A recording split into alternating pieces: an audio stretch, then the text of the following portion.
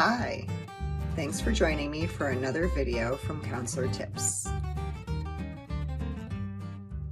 In this video, I am going to be covering a counselor's virtual presence. So even though our presence and our attentiveness and our education and all the tools that we're using with the client are really important, we have to remember multiple things while providing telehealth, because our presence is like this on a camera, through a phone, through the computer. It's more difficult to work with clients in this venue if you're not familiar with it, and it can feel tremendously intimidating, not only to the counselors, but also to the clients. So in this video, I am going to run through multiple things you need to keep in mind while providing telehealth to clients. So hang in there, because we're going to cover a lot of information in this video, but hopefully you can check boxes, feel pretty secure, have that self-efficacy, and remain fully present for your clients. That's what the whole point of counseling is, right? Focus less on the equipment and more being there for the client. So before you get going, it's really important that you test your equipment. And you want to test not just like the lighting and the computer program that you're going to use, but you also want to test your internet connection. You may also want to do a speed test. Speed test lets you know how quickly information is uploaded or downloaded to your computer. You can find a speed test for free on the internet. It's pretty simple. Remember, before you start a session, you will also want to test your equipment for about 15 to 30 minutes prior to your session to make sure it's working. If your equipment is not working or your connection is not working, then you want to contact the clients as soon as possible.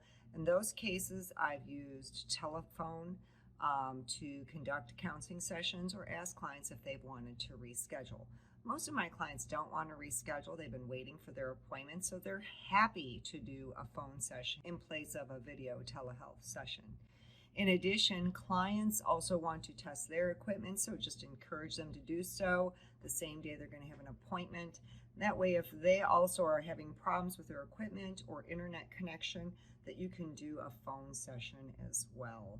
It can be helpful to have a dual screen while working with clients. And so the dual screen is this. So you're using one screen for the telehealth appointment, and you're using the second screen or second computer to type in any information that you need regarding the session.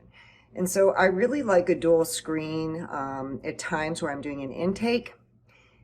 With an intake, I cannot necessarily remember all the information accurately that the client tells me, so I'm using maybe one window or one screen to take down the information in the intake documentation, while I'm using a different style of medium to meet with the client.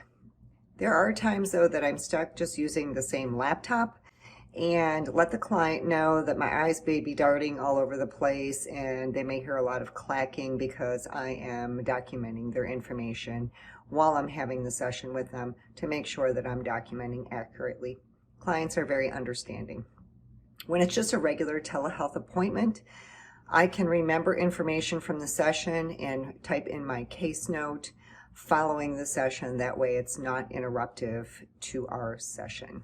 So for personal decisions, you're going to decide what's going to work best for you. Are you going to meet the client on your phone? If so, try and get a tripod. That way the phone is not moving all over the place, or you're not moving all over the place. I know that that can affect a client's concentration, so I want to be able to work within their limitations and assist them so they do not feel overwhelmed unnecessarily by things that can be controlled, like having a phone on a tripod. In addition, if you have a tablet that you're going to use to do the telehealth, they make nice covers that flip open and then turn into a little stand. And that way, again, you can have the stillness that's necessary so you can have the client focusing on the session and not the shaking of the video all over the place. But in my case, I just use the laptop It is down on the keyboard tray of my desk, so it's stationary. Try to remember to have your medium, whatever you're using or choosing to use for the session, and eye level. Please coach the clients to do the same so that there is this opportunity to connect. In addition, when you're communicating with the clients, it's important that you look at the client in the video or look at the camera.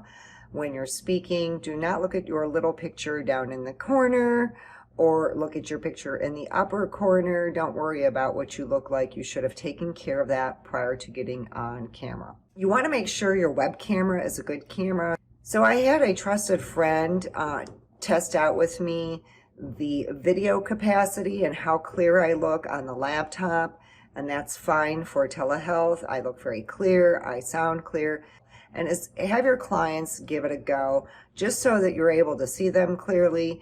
That way you're needing to read their affect, if you need to assess them, if you need to diagnose, you're getting as much of the interaction as accurately as possible. Where they're not grainy, or you can't really see them, that's not going to help you as a provider or an assessor or a diagnoser.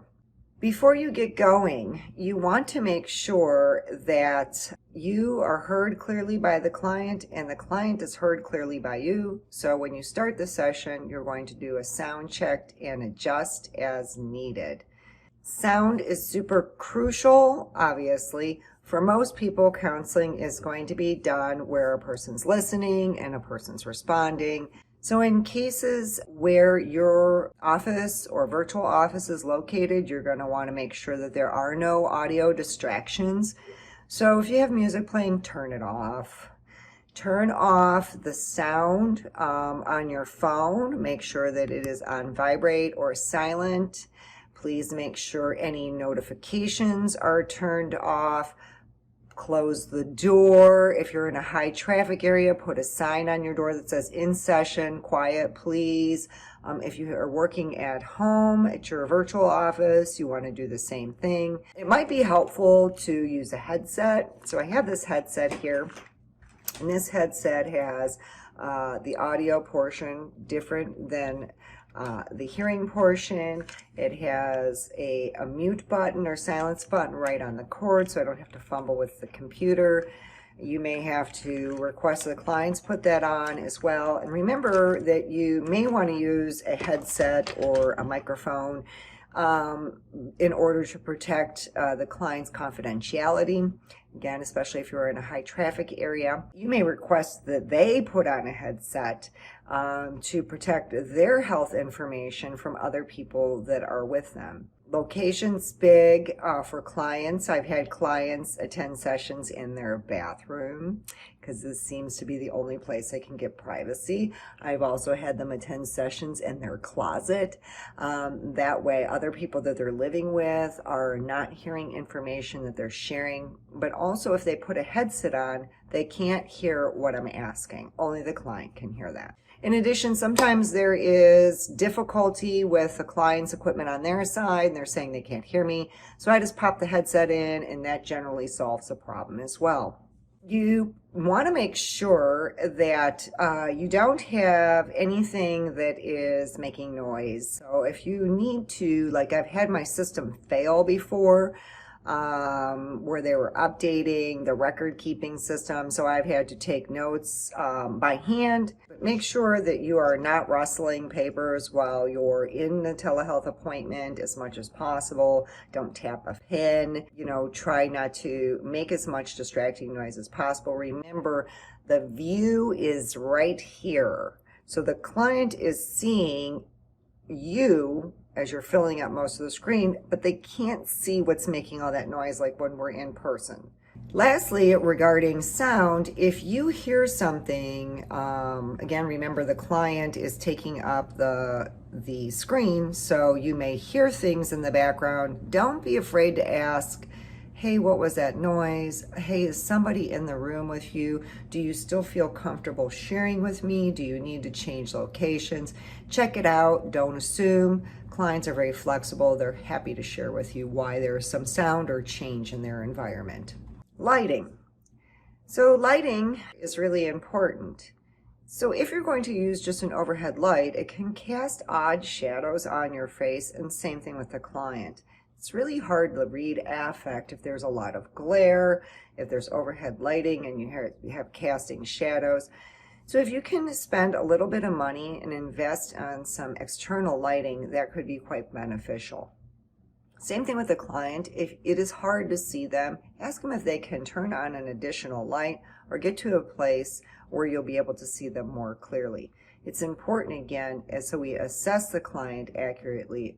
Before you get going, you want to check the field of view that the patient will be seeing. And that can easily be done by opening the program or platform you're going to be using, turn the camera on, and look to see what's around you or behind you. You want to make sure that you keep your virtual office space free of clutter. What clients can see is what's around me. They don't need to be distracted on what's behind me. In addition, the virtual space with regards to what's filling the camera. And don't forget that even if your sound is off, your picture's still available to them. Thank you for joining me on the virtual presence video. I certainly hope you found this video helpful and like a little checklist to check off before you get going, so that your virtual sessions are a success, all the way from equipment to your presence in them.